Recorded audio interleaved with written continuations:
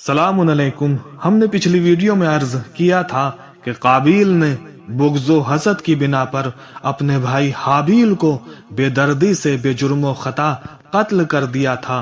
कत्ल हाबील के बाद जनाब आदम ने काबिल पर लानत करना अपना मामूल बना लिया था।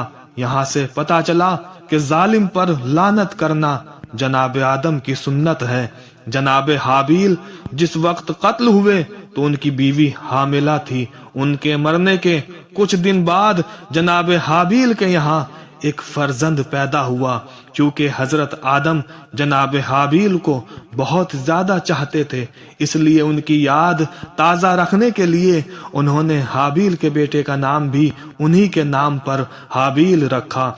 अब खुदावंद आलम ने चाहा कि नस्ल आदम जमीन पर और आगे बढ़े तो जनाब आदम के यहाँ एक फर्जंद पैदा हुआ जिसका नाम आपने शीस रखा। शीस हुस्नो जमाल फजलो कमाल में अपने आप खुद नजीर थे।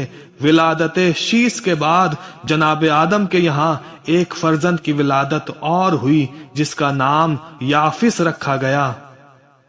अब जब जनाब शीस और याफिस जवान हुए तो जनाब आदम को उनकी शादी की फिक्र हुई।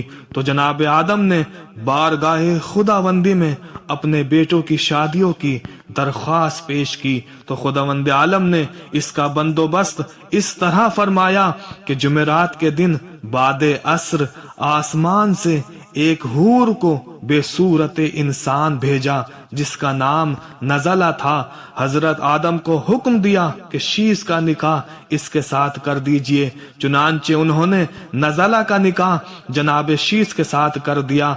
दूसरे दिन असर के बाद फिर आसमान से एक हूर को बेसूरत इंसान नाजिल फरमाया जिसका नाम मुनज्जला था। हजरत आदम को हुक्म दिया कि अपने दूसरे बेटे याफिस की शादी इसके साथ कर दीजिए। चुनांचे हजरत आदम ने दोनों में बाहमी मुनाकहत कर दी।